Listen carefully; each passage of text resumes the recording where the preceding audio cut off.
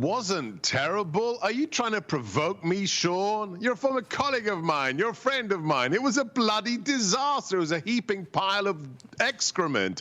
I mean, really, he's inventing false words. Yeah, we will fight that, whatever that is. And then the Democrats actually applaud him as he's making up nonsense words like, trained seals. And then, like somebody who has dementia, he just goes off the rails. Nobody swapped places with Xi Jinping. Nobody. And he shouts it 3 times. And then to say we conservatives want to cancel Medicaid and Social Security. I mean, God bless the Republicans for doing a little bit of British parliamentary rules and heckling him and calling him out for being a liar. But look, with regards to the response from the mainstream media, this is why, for example, DirecTV, AT&T wants to throttle and cancel Newsmax. Why? Because everybody else out there are hacks for the Democrat Party. They're propagandists. So when you've got a channel that tells the truth, that has people like you and me and Lindsay on, you gotta throttle them, you gotta cancel them. It was a disaster. And the question for you is, Sean, as a former press secretary, who on earth did he win over yesterday? Did he win anybody over? Yes, he did, actually. Another one of your good friends, Joe Scarborough. I want to play for you Joe's response. Take a look at this. Why is my former party so stupid?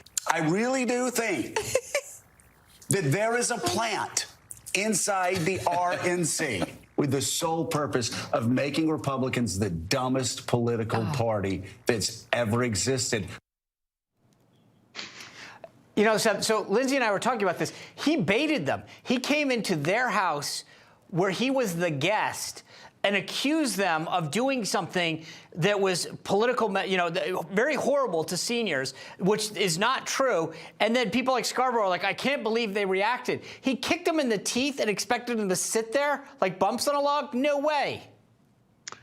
Is this the same Joe Scarborough who had an intern mysteriously die in his office when he was a congressman? Is that the same Joe? He is making any kind of assessment about the Republican Party. I mean, come on, this is risible. This is a clown show. It was a disaster. And to have Joe Biden today, double down on the Social Security thing.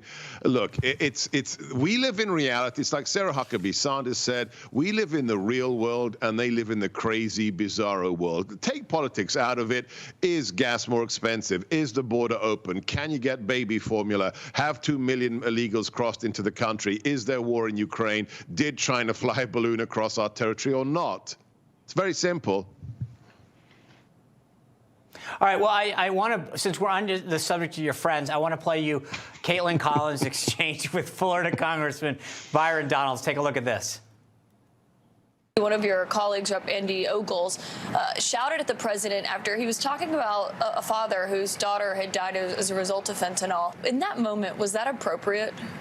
The president unilaterally changed border policy. Do you think it's appropriate to put the entire thing on President Biden and say it's your fault in front of a father who lost his daughter to that? If trafficking of fentanyl is up because of the president's changes, it is his fault. I mean, look, he brought this person, he exploited them, he opened the border. I've got 25 seconds. Don't you agree? I made a little graphic for my show last weekend. It's in the Newsmax archive. I did a little back of the envelope calculation. If you add every soldier, every Marine, every airman who's died in war since World War II, every American, you get 103,000 soldiers, Marines, and airmen dead. That's Korea. That's Vietnam. That's GWAT. Right. 103,000. Last year, 110,000 Americans died because of fentanyl. More people in 1 year than 70 years of war. And that's on you, Joe Biden. Well, he brought that out himself last night. Seb Gorka, thanks for sharing your thoughts on all your friends. I appreciate it. Thanks, buddy. Anytime.